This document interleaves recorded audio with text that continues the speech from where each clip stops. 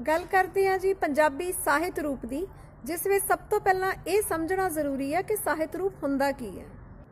जिवें साडे रूप है, पदार्थ दे रूप आ, उस तरह नाल ही ਸਾਹਿਤ ਦੇ भी बड़े रूप ਹੁੰਦੇ ਆ कि ਕਿਹੜੇ तरीके नाल ਉਹ ਸਾਹਿਤ ਸਾਡੇ ਕੋਲ ਪਹੁੰਚਿਆ। ਭਾਵੇਂ ਸਾਹਿਤ एक सोहनी प्रभावशाली कलात्मक शब्द रचना ਹੁੰਦੀ है, पर वो अगर लय च प्रगट हुई है तो कविता बन जाती है। कहानी के रूप में तो आकार वड्डा हो गया तो नावल वर्गी लगती है। स्टेज पर पेश कर ली तो नाटक जां एकांगी है। अगर किसी सफ़र का हाल पेश किया तो सफ़रनामा हो सकता। किसी की जिंदगी बारे लिखिया तो जीवनी, तो जे अपनी जिंदगी बारे खुद लिखिया जाए तो वह स्वै जीवनी। इस तरह नाल वख-वख रूपां दे विच ढल के ਸਾਹਿਤ साडे कोल आउंदा। सो हुण आपां उसे ते गल करदे हां। सब तो पहला ਸਾਹਿਤ रूप है जी कविता। कविता साडियां भावनावां दा लयमई प्रगटावा हुंदा। असीं अपणीਆਂ फीलिंग्स नूं पेश करना, पर किसी लय दे विच संगीतकता रवानी हुंदी है।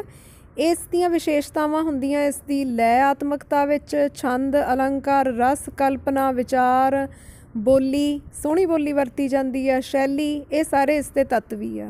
पंजाबी कविता शेख फरीद तो लैके गुलाम फरीद तक सूफी कविता के रूप में, गुरु साहिबान की बाणी नूं आपां गुरमत काव्य कह दिंदे आ, उस रूप में भी वारिस शाह, दमोदर, हाशम वाले किस्से, गुरु गोबिंद सिंह, नजाबत ते शाह मुहम्मद की बीर रसी रचना। इस तरह फिर भाई वीर सिंह तो लैके प्रोफैसर मोहन सिंह, अमृता प्रीतम, बाबा बलवंत, शिव कुमार बटालवी, हुण सुरजीत पात्र, गुरतेज कुहारवाला, इन्हां सारे इस तरह के बहुत सारे कवियों के नाल अज तक की कविता तक विकास करती आई है।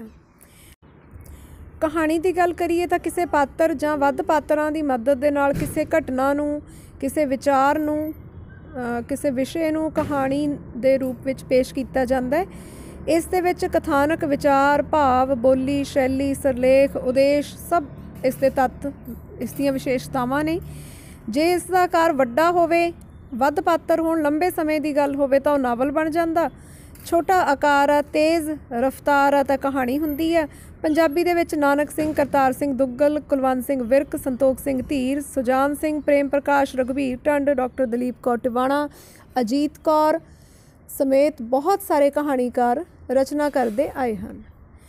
अगों गल करते हैं कि जे इसे ही कहानी जां नावल वर्गी रचना नूं असीं इस पक्ष तो लिखीए ते पढ़ीए जां वाचीए कि वो स्टेज उपर खेडी जा सके, तो स्टेज के उपर खेडते भी हैं।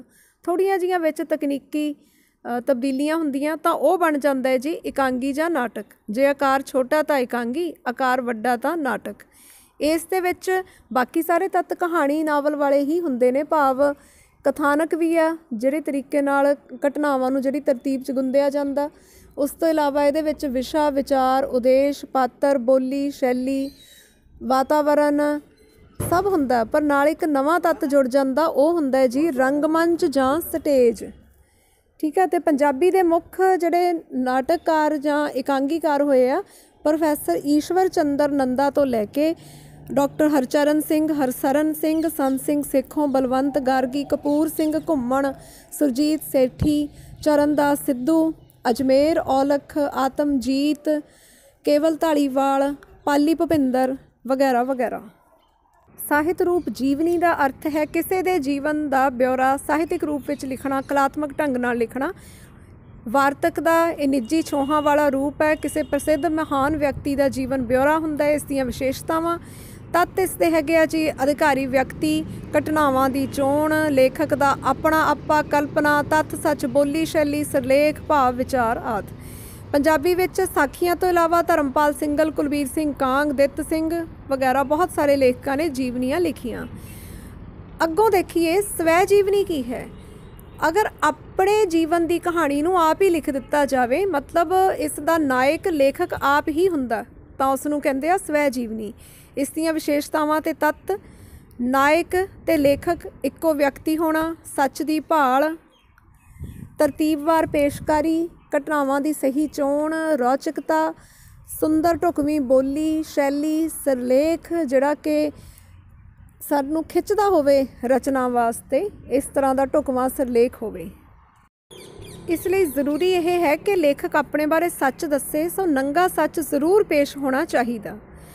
ਪੰਜਾਬੀ ਦੇ ਵਿੱਚ ਜੇ ਸਵੈ ਜੀਵਨੀ ਸਾਹਿਤ ਵੇਖੀਏ, ਜਿਵੇਂ ਕਿ 12ਵੀਂ ਜਮਾਤ ਦੀ ਆਪ ਬੀਤੀਆਂ ਪੁਸਤਕ ਦੇ ਵਿੱਚ ਵੱਖ-ਵੱਖ ਸਵੈ ਜੀਵਨੀਕਾਰਾਂ ਦੇ ਸਵੈ ਜੀਵਨੀ ਅੰਸ਼ ਸ਼ਾਮਿਲ ਹਨ। Nanak Singh, principal Teja Singh, Sant Singh Sekhon, doctor Dalip Kaur Tiwana, Ajit Kaur, Balwant Gargi, Mahinder Singh Randhawa, professor Puran Singh, Gurbakhsh Singh Preetlari, Suhinder Singh Vanjara Bedi, Sardara Singh Johal, Dara Singh ਆਦਿ ਅਨੇਕਾਂ ਲੇਖਕਾਂ ਨੇ ਆਪੋ ਆਪਣੀ ਜ਼ਿੰਦਗੀ ਦੇ ਤਜਰਬਿਆਂ ਨੂੰ ਕਲਮਬੱਧ ਕੀਤਾ। ਸਫ਼ਰਨਾਮਾ ਸਾਹਿਤ ਰੂਪ ਵਿੱਚ ਕਿਸੇ ਯਾਤਰਾ ਦਾ ਸਾਹਿਤਿਕ ਢੰਗ ਨਾਲ ਵਰਣਨ ਕੀਤਾ ਹੁੰਦਾ, ਜਿਵੇਂ ਅਸੀਂ ਕਿਤੇ ਘੁੰਮਣ ਫਿਰਨ ਗਏ ਤੇ ਉਸ ਬਾਰੇ ਸਾਹਿਤਿਕ ਰੂਪ ਵਿੱਚ ਸੋਹਣੇ ਸ਼ਬਦਾਂ ਦੇ ਵਿੱਚ ਰੌਚਕ ਢੰਗ ਨਾਲ ਜਾਣਕਾਰੀ ਦੇਣੀ। ਇਸ ਦੀਆਂ ਵਿਸ਼ੇਸ਼ਤਾਵਾਂ ਕਿਸੇ ਥਾਂ ਦੀ ਭੂਗੋਲਿਕ ਸਥਿਤੀ, ਆਰਥਿਕ, ਰਾਜਨੀਤਿਕ, ਸੱਭਿਆਚਾਰਕ, ਸਮਾਜਿਕ ਸਥਿਤੀ ਦਾ ਵਰਣਨ ਕਰਨਾ, ਰੌਚਕਤਾ, ਦੇਸ਼ ਪਿਆਰ, ਸੁੰਦਰ ਬੋਲੀ ਸ਼ੈਲੀ ਦਾ ਹੋਣਾ, ਸਿਰਲੇਖ, ਉਦੇਸ਼ ਤੇ ਨਿੱਜੀ ਛੋਹਾਂ ਵਾਲੀ ਸ਼ੈਲੀ ਵੀ ਇਸ ਦੇ ਮੁੱਖ ਤੱਤ ਹੈ। ਪੰਜਾਬੀ ਵਿੱਚ ਲਾਲ ਸਿੰਘ ਕਮਲਾ ਅਕਾਲੀ, ਸੋਹਣ ਸਿੰਘ ਜੋਸ਼, ਸੰਤੋਖ ਸਿੰਘ ਧੀਰ, SS ਅਮੋਲ, ਨਰਿੰਦਰ ਕਪੂਰ, ਬਲਵੰਤ ਗਾਰਗੀ, ਬਲਰਾਜ ਸਾਨੀ, ਬਰਜਿੰਦਰ ਸਿੰਘ ਹਮਦਰਦ, ਬਲਦੇਵ ਸਿੰਘ, ਹਰਦਿਤ ਸਿੰਘ ਢਿੱਲੋਂ, ਅਤਰਜੀਤ ਸੂਰੀ ਆਦਿ ਵੱਖ-ਵੱਖ ਸਫ਼ਰਨਾਮਾ ਲੇਖਕਾਂ ਦੇ ਸਫ਼ਰਨਾਮੇ ਤੁਸੀਂ 11ਵੀਂ ਜਮਾਤ ਵਿੱਚ ਪੜ੍ਹੇ ਵੀ ਹੋਏ ਹੈ। ਨਿਬੰਧ ਵਾਰਤਕ ਦਾ ਇੱਕ ਬਹੁਤ ਪ੍ਰਸਿੱਧ ਰੂਪ ਹੈ, ਜਿਹਦੇ ਵਿੱਚ ਭਾਵਾਂ ਵਿਚਾਰਾਂ ਨੂੰ ਨਿੱਜੀ ਛੋਹਾਂ ਮਤਲਬ ਪਰਸਨਲ ਤਰੀਕੇ ਨਾਲ ਆਪੋ ਆਪਣੀ ਸ਼ੈਲੀ ਦੇ ਵਿੱਚ ਆਪਣੀਆਂ ਹੱਡਬੀਤੀਆਂ ਉਦਾਹਰਨਾਂ ਆਪਣੀ ਵਿਚਾਰਧਾਰਾ ਦੇ ਨਾਲ ਜੋੜ ਕੇ ਪੇਸ਼ ਕੀਤਾ ਜਾਂਦਾ। ਇਸ ਦੇ ਤੱਤ ਵਿਸ਼ੇਸ਼ਤਾਵਾਂ ਹੈਗੀਆਂ ਜੀ, ਇਸ ਦੀ ਗੁੰਦਵੀ ਬਣਤਰ, ਭਾਵ ਵਿਚਾਰ, ਤਰਕਸ਼ੀਲਤਾ, ਦਲੀਲ, ਹਵਾਲੇ, ਤੱਥ ਸੱਚ, ਨਿੱਜੀ ਛੋਹਾਂ ਵਾਲੀ ਸ਼ੈਲੀ, ਉਦੇਸ਼, ਸਿਰਲੇਖ, ਢੁਕਵੀਂ ਬੋਲੀ। ਪੰਜਾਬੀ ਵਿੱਚ ਕੁਲਬੀਰ ਸਿੰਘ ਕਾਂਗ ਨੇ ਛੋਟੇ ਭਾਵ ਲਲਿਤ ਨਿਬੰਧ ਲਿਖੇ। ਇਸ ਤੋਂ ਇਲਾਵਾ professor Puran Singh, principal Teja Singh, Gurbakhsh Singh Preetlari, Narendra Kapoor, principal Sarwan Singh, Balwant Singh ਵਰਗੇ ਕਾਫੀ ਨਿਬੰਧਕਾਰ ਹੋਏ ਹਨ। ਉਮੀਦ ਹੈ ਤੁਸੀਂ ਸਾਹਿਤ ਰੂਪਾਂ ਨੂੰ ਪੜ੍ਹੋਗੇ ਤੇ ਖੁਦ ਵੀ ਕਲਮ ਅਜ਼ਮਾਈ ਕਰੋਗੇ।